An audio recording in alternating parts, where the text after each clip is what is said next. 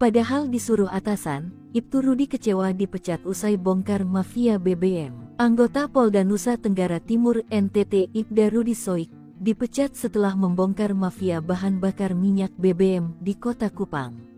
Rudi Soik dinilai telah melanggar kode etik profesi Polri berupa ketidakprofesionalan dalam penyelidikan dugaan penyalahgunaan BBM. Adapun alasan pemecatannya karena memasang garis polisi di tempat penampungan BBM ilegal di Kota Kupang. Rudi Soik pun mengaku terkejut dengan keputusan tersebut. Padahal, menurutnya, penyelidikan itu dilakukan atas perintah pimpinannya yakni Kapolres Kupang Kota, Kombes Pol Aldinan Manurung. Ia pun menilai pemberhentian tidak dengan hormat PTDH dirinya ini sebagai hal yang menjijikkan. Bahkan, Rudi Soik mengaku selalu ditekan ketika menghadiri persidangan. Dia juga tak diberi kesempatan untuk menjelaskan rangkaian penyelidikan kasus mafia BBM yang berujung pemasangan garis polisi. Sementara itu, sidang kode etik dengan agenda pembacaan tuntutan dan putusan terhadap Rudi Soik digelar pada Jumat pagi.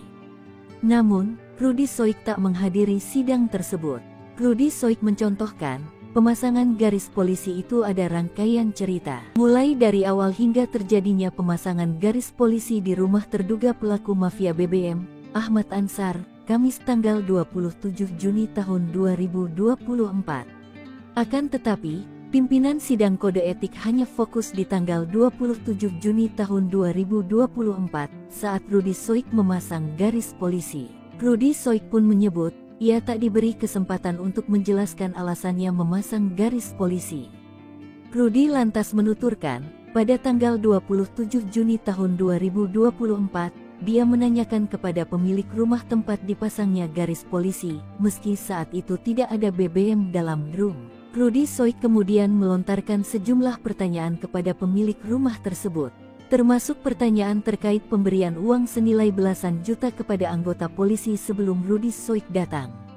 Rudi Soik pun menyayangkan proses sidang kode etik yang dijalaninya tidak mencari fakta-fakta tentang mafia BBM. Namun, seolah-olah terkesan Rudi Soik telah melanggar standar operasional prosedur SOP. Saat bertanya terkait SOP yang dilanggar, Rudi Soik justru dianggap berbelit-belit.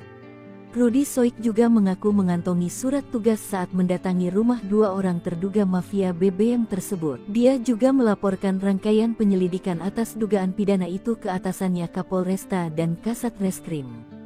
Karena keputusan pemecatan ini bersifat final, maka Rudi Soik akan menempuh upaya hukum lainnya yakni banding.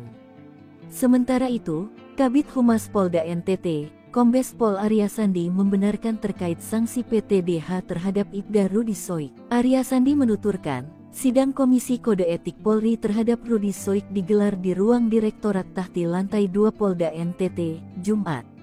Ketika dikonfirmasi pos tanda hubungkupang.com, Arya Sandi mengungkapkan, sidang berlangsung selama 7 jam, dimulai pukul 10 waktu Indonesia Tengah. Arya Sandi menjelaskan, Rudi Soik melakukan pelanggaran kode etik profesional Polri berupa ketidakprofesionalan dalam penyelidikan dugaan penyalahgunaan BBM dengan cara melakukan pemasangan polis lain di lokasi milik Ahmad Ansar dan Al-Ghazali Munandar. Adapun pasal yang dilanggar, Pasal 13 Ayat 1, Pasal 14 1 huruf B Peraturan Pemerintah Nomor 1 Tahun 2003 tentang pemberhentian anggota Polri Junto Pasal 5 Ayat 1 huruf B, C Pasal 10 Ayat 1 huruf A angka 1 dan huruf D Perpol 7 Tahun 2002 tentang Kode Etik Profesi Polri dan Komisi Kode Etik Polri.